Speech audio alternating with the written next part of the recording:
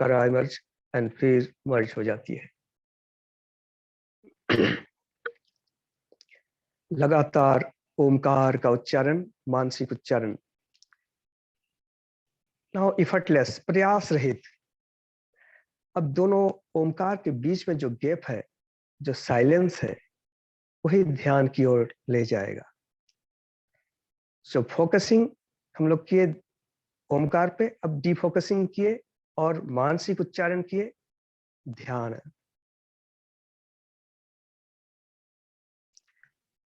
अब एक लाउडर जोर से उच्चारण करेंगे, लंबी गहरी श्वास लेंगे, ओमकार का उच्चारण। इनहेल डीपली, ओ।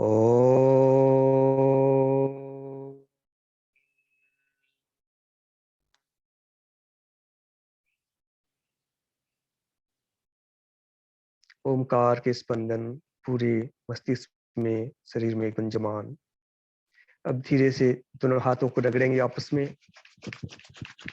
और आंखों के ऊपर, चेहरे पर मसाज करते हुए, पलक झपकते हुए धीरे धीरे आंख खोलेंगे। हरिओम तत्सत। Thank you. आज हम लोग जो अगला सत्र है उसको आरंभ करेंगे। Slides please.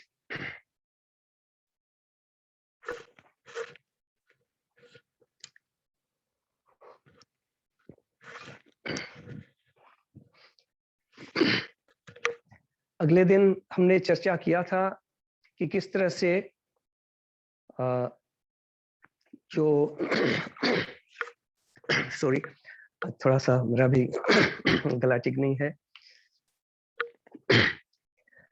तो चंचलता में हमने देखा कि बहुत सारे मल्टीपल थॉट्स और मल्टीपल सब्जेक्ट, जिसको हम मंकी माइंड, जंपिंग माइंड बोलते हैं, जब सारे थॉट्स को एक ही दिशा में चैनलाइज कर देते हैं, स्ट्रीमलाइनिंग कर देते हैं, तो वो हो जाता है concentration. Next slide please. Next slide. और इस तरह से उसमें कंसंट्रेशन में हमने देखा कि बहुत सारे थॉट्स तो थे, सब्जेक्ट एक था, लेकिन बहुत सारे सब्जेक्ट थॉट्स थे, सारे थॉट्स एक दूसरे से श्रेणीबद्ध जुड़े हुए थे। अगर हम किसी फेस्टिवल के बारे में बात करते हैं तो सारे थॉट्स उसी पर रिलेटेड रहेगा।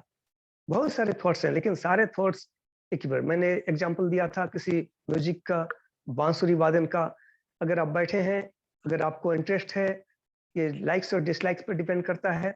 अगर आपको बांसुरी वादन सुनने में इंटरेस्ट है, सारे थॉट्स आपके उस डायरेक्शन में चैनलाइज हो जाएंगे और सारे श्रेणीबद्ध एक दूसरे से जुड़ जाएंगे, सारे विचार, और कंसंट्रेशन, एकाग्रता बन जाएगी। अगर वो बीच में ब्रेक हो गया थॉट्स, तो फिर से वो चंचल आ जाएगा। तो इस तरह से चंचलता से एकाग्रता। अब एकाग्रता से हम जाएंगे धारणा की ओर, जैसे कि अभी हम लोग प्रैक्टिस किए focusing, from mind to intellect to memory.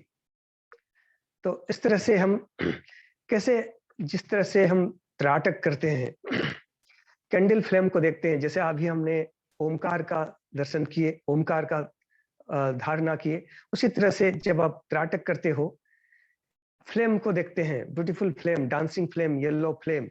अब उस फ्लेम को देखने के बाद आंखें बंद करके अपने भ्रू मध्य में, दोनों भुवों के बीच के स्थान में, त्रिनेत्र का स्थान पे उसे देखने का प्रयास करते हैं आंखें बंद करके। मेमोरी लेवल पे रिकॉल द मेमोरी और उस पर फोकस करते हैं। जैसा जल रही थी flame, dancing flame, yellow flame, same उसी प्रकार का देश बंध चित्त धारणा, दूसरा थॉट्स नहीं, केवल उसी प्रकार का थॉट्स, जैसा फ्लेम जैसा था आपके भ्रू मध्य में। टू मच इफर्ट इसमें लगता है, प्रयास लगता है, ज्यादा देर हम उसको कर नहीं पाते हैं, अगर करेंगे तो हेडेक होने लगती है, क्योंकि बहुत ज्यादा उसमें इफर्ट होता है। तो यह है धारणा। सो स्कैटर्ड एनर्जी को एक जगह, एक बिंदु में केंद्रित करना। Next slide please. जिस तरह से और एक एग्जांपल है लेंस, तो मैग्नीफाइंग ग्लास। हमारे जो सनलाइट है वो पूरा सब तरफ बिखरे हुए हैं। अगर हम सारे सनलाइट को एक बिंदु में एकत्रित कर देते हैं तो क्या होता है, वो बहुत पावरफुल हो जाती है। जिस तरह से मैग्नीफाइंग ग्लास में जो लेंस है वो सारे स्कैटर्ड जो एनर्जी है, लाइट है, उसको एकत्र करके एक बिंदु में ला देता है। और अब पेपर के ऊपर उसको फोकस करेंगे, देखेंगे, रखेंगे तो पेपर जल जाती है, हाथ रखेंगे हाथ जल जाती है, इतना पावरफुल हो जाता है।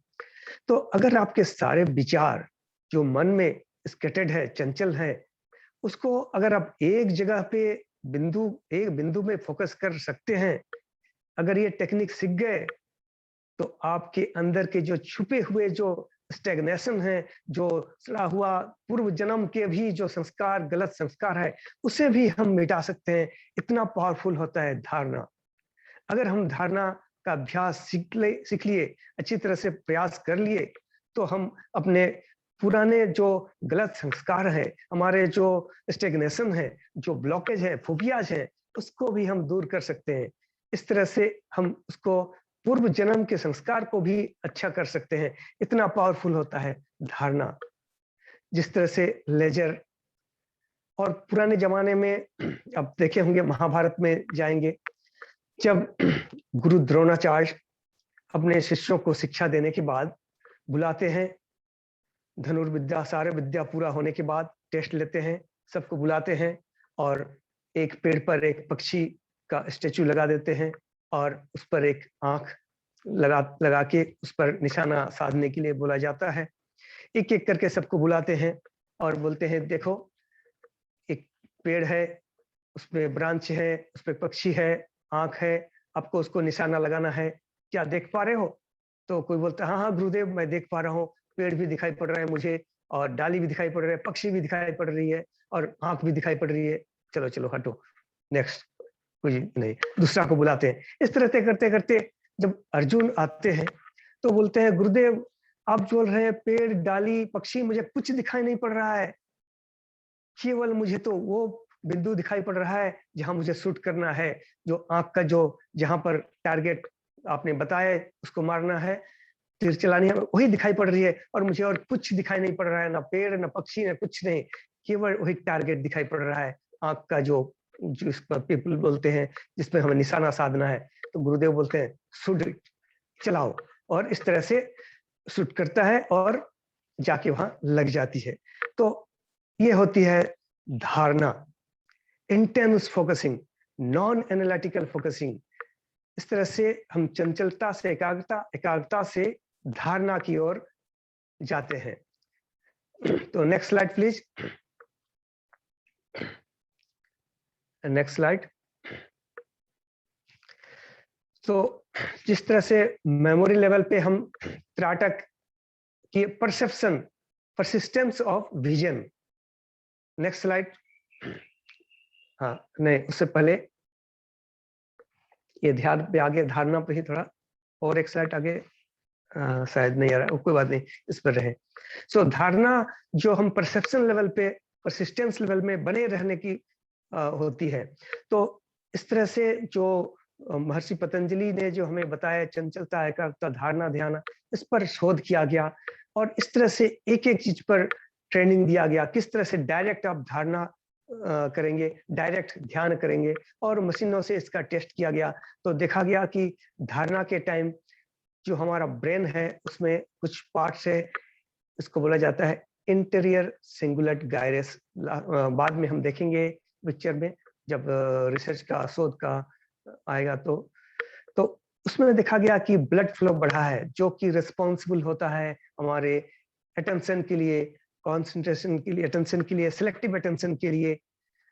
तो धारणा, अगर आपको अटेंशन बढ़ाना है, सिलेक्टिव अटेंशन बढ़ाना है, मेमोरी लेवल बढ़ाना है, तो हम धारणा का प्रयास कर सकते हैं। तो इस तरह से ये परसेप्शन लेवल पे, persistent of vision, I level पे हम धारणा का जो अभ्यास करके उसको डेवलप कर सकते हैं।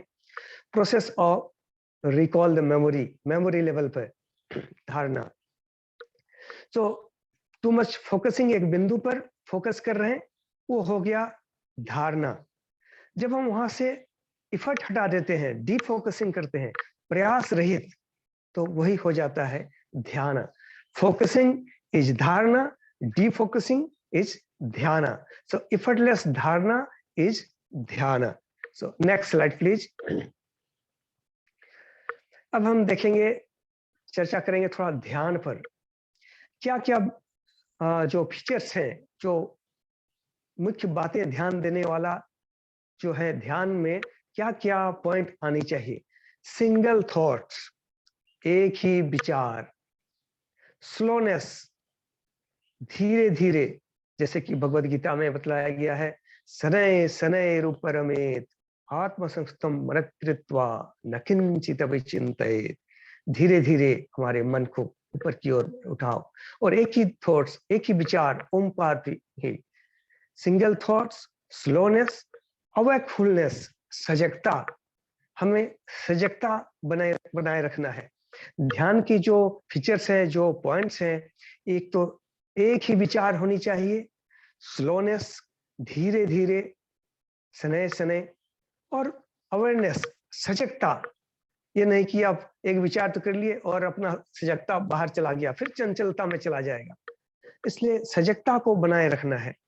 देन जैसे कि बताया अभी, इफर्टलेसनेस। धारणा में क्या था? इफर्ट था, इफर्ट हटा दिए, प्रयास हटा दिए, इफर्टलेसनेस, तो वो ध्यान हो गया। सिंगल थॉट, स्लोनेस, अवेकफुलनेस, अवेयरनेस और अवेकफुलनेस और इफर्टलेसनेस। उसके बाद आता है विस्तारता, एक्सपांशन, एक्सपेंसिवनेस, लाइटनेस। जो विस्तारता, फोकसिंग हो गया धारणा, डीफोकसिंग जो विस्तार था वो हो गया ध्यान। तो इस तरह से ध्यान का जो फीचर्स है, जो मुख्य बातें हैं, जो की पॉइंट्स हैं, वो है सिंगल थॉट, स्लोनेस, वेकफुलनेस और अवेयरनेस, इफर्टलेसनेस एंड एक्सपेंशन और एक्सपेंसिवनेस और लाइटनेस। तो ये 5 मुख्य बातें अगर आपके जो ध्यान करने टाइम इस बातों को अगर आप मद्देनजर रखते हुए आप ध्यान में बैठते हैं, तो आपको ध्यान की ओर जाने में सहायक होगा और आप ध्यान की अवस्था को एक दिन प्राप्त कर सकते हैं। ध्यान उसे किया नहीं जाता है, वो ऑटोमेटिक लगता है। और वही ध्यान जब हायर लेवल में आ जाता है, तो जिसको हम बोलते हैं समाधि। Next slide please. हाँ, तो नेक्स्ट स्लाइड। माइंड लेवल पे जिस तरह से हम नेक्स्ट आगे की ओर, तो इंटेलेक्ट लेवल पे रैंडम थॉट से, चंचलता से इंटेलेक्ट, हम एकाग्रता की ओर बढ़ते हैं, फिर मेमोरी, फिर ईगो। उसके बाद नेक्स्ट स्लाइड, किस तरह से हमारा जो ध्यान है वो अग्रसर होता है आगे की ओर। Next slide. हाँ, तो यही ठीक है। तो धारणा से ध्यान, ध्यान के बाद जो जंप होता है, हम जैसे ध्यान पे बैठे हैं, इतनी एनर्जी उसमें जनरेट हो जाएगा कि वो हायर लेवल फिजिकल वर्ल्ड में जंप बोलते हैं, quantum jump. So next slide. Quantum jump, इसमें क्या होता है कि एक ऑर्बिट में घूम रहा है एनर्जी, हम इतना फोर्स उसमें, इतना एनर्जी डाल देते हैं कि वो हायर लेवल, जो हायर लेवल का कॉन्शियसनेस में उसमें जंप कर जाती है, जिसको हम बोलते हैं समाधि।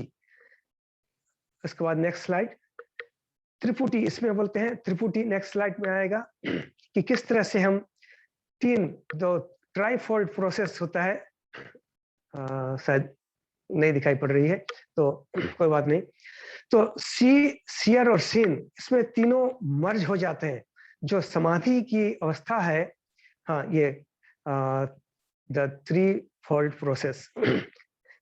सियर, देखने वाला, सीन जिसको आप देख रहे, सीइंग का प्रोसेस, देखने का प्रोसेस, और सीन, तीनों जब एक सियर और सीन मर्ज हो जाते हैं टुगेदर, सब्जेक्ट और प्रोसेस, देखने का जो प्रोसेस एंड ऑब्जेक्ट, तीनों जब मर्ज हो जाते हैं एक ही जगह, तब वही होता है समाधि। आप कभी अनुभव किए होंगे, जब हम कहीं किसी दृश्य को देखते हैं, किसी समुद्र में सनसेट या कुछ भी, तो हमारा अचानक से ऐसा हो जाता है, वाओ, ये जो वाव जो फीलिंग है, यही जो क्षणिक भर के लिए होता है, वो लंबे समय तक थोड़ा टिक जाए, तो वही है समाधि। हम अपने आप पे नहीं रहते हैं, विलीन हो जाते हैं। जब हम ऐसा सीन कभी-कभी देखने को आता है, जैसे कि सनसेट या कुछ भी, या समुद्र का दृश्य कुछ भी, तो हम जिसको वाव जो फीलिंग होता है, वही फ्रेग्रेंस ऑफ समाधि है एक्चुअली देखा जाए। तो उसमें हम अपने आप में नहीं रहते हैं। हमारा अगर मुँह खुला है तो खुला के खुला ही रह जाता है, और कुछ क्षण के लिए हम दूसरे दुनिया में चले जाते हैं, जिसमें सियर, सीइंग और सीन तीनों मर्ज हो जाते हैं, जिसको हम त्रिपुटी बोलते हैं, ट्राइफोल्ड प्रोसेस बोलते हैं। तो वही है समाधि, becoming one with the seen. तो जब अब कोई एक समाधि में जाता है और वापस आता है, तो क्या होता है, इस पर थोड़ा सा देखेंगे अगला स्लाइड में। Next slide please. So fragrance of समाधि जो है, जो अनपैरेलल ब्लिस जिसको बोलते हैं, नेक्स्ट स्लाइड में है द वे टू ब्लिस। तो इसमें क्या है, expansion from one level to next. So bliss, fragrance of bliss, higher level of expansion, higher level of bliss. जो हमारा ब्लिसफुल स्टेट है, वो हम दूसरे दुनिया में चले जाते हैं। और जो नॉलेज, क्रिएटिविटी, डीपर परसेप्शन, ये सारे चीज जब हम समाधि से वापस आते हैं, तो इस तरह से हमें जो नॉलेज, क्रिएटिव आइडिया वगैरह वगैरह सारा ट्रांसफॉर्मेशन हो जाता है। ये हमें बहुत कुछ क्षण समय से होता है, कुछ क्षण लिमिट पर होता है पहले, धीरे धीरे। अब इसी को धीरे धीरे अभ्यास करते करते हम इसे बढ़ा सकते हैं, और इस तरह से हम उस समाधि की स्टेट को प्राप्त कर सकते हैं। लेकिन ये इतनी आसान नहीं है। इसके लिए जो टेक्निक महर्षि पतंजलि ने बताया, यम, नियम, आसन, प्राणायाम, ये सबको अगर करते हुए आगे बढ़ें, तो हम समाधि तक पहुंच सकते हैं। अगर हमारा पुराना संस्कार में बैठा हुआ है, अगर हमारा अच्छे संस्कार हैं, तो हम डायरेक्ट जा सकते हैं समाधि पर भी। लेकिन ये सारे लोगों के लिए संभव नहीं है।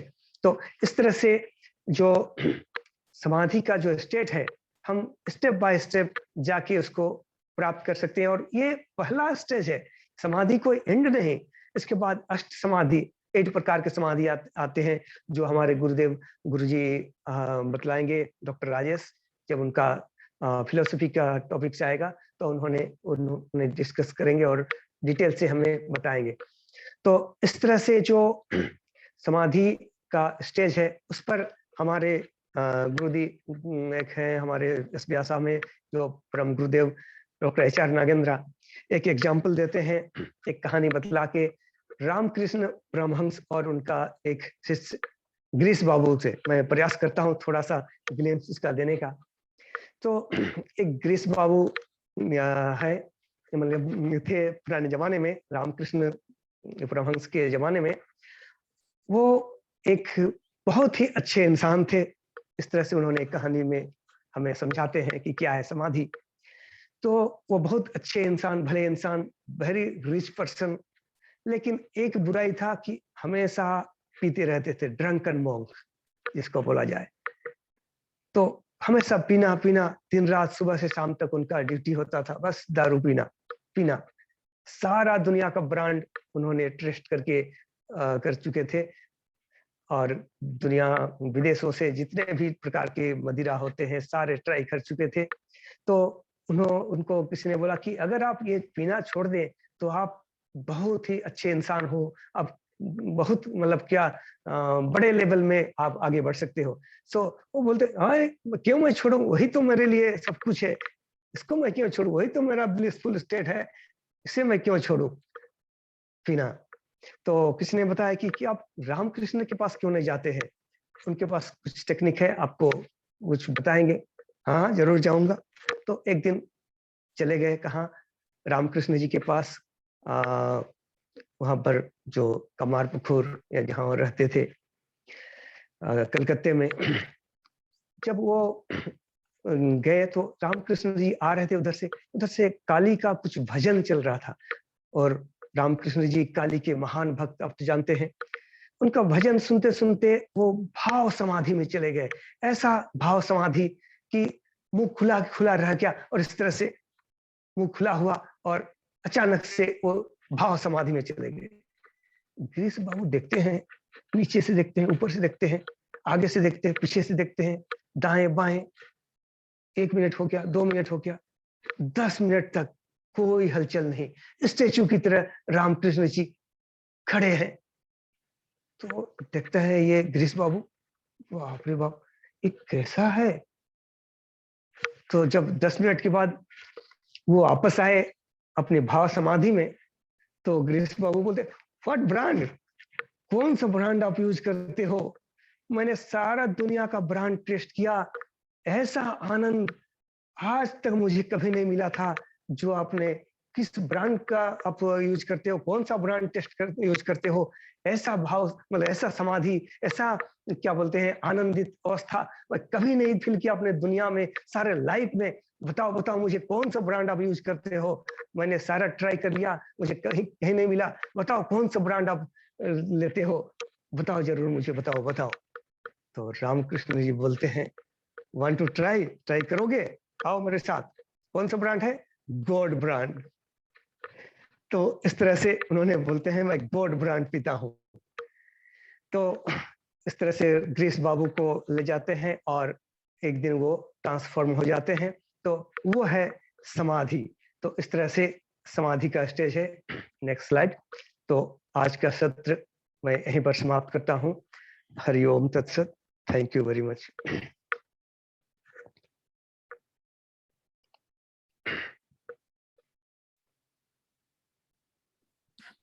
Thank you so much doctor Sanjay. सच में आज जो थैंक यू। सत्र था बहुत ही आनंददायी सत्र रहा और पीपीटी प्रेजेंटेशन के माध्यम से सभी को बहुत अच्छे से समझ में भी आया, और विशेष रूप से जो समाधि के सार में आपने जो कहानी का एग्जाम्पल लिया वो तो सच में अद्भुत था। कई लोगों के चेहरे पर सुंदर मुस्कान को देख करके मुझे ये समझ में आ रहा है कि सच में आज का जो सत्र था वो काफी हद तक एक समझ डेवलप हुई लोगों के अंदर, और आने वाले सत्रों में इसी प्रकार से हम और भी समझ डेवलप करने का प्रयास करेंगे इल्तानवेशी योगदान फाउंडेशन के माध्यम से। और अगला सत्र हमारा संडे को होगा, संडेज विद योगीराज आदरणीय गुरुजी के मार्गदर्शन में। तो हम सभी संडे को अपने नए सत्र में आपसे मिलेंगे। तब तक के लिए धन्यवाद, नमस्कार, प्रणाम। नमस्कार, थैंक यू।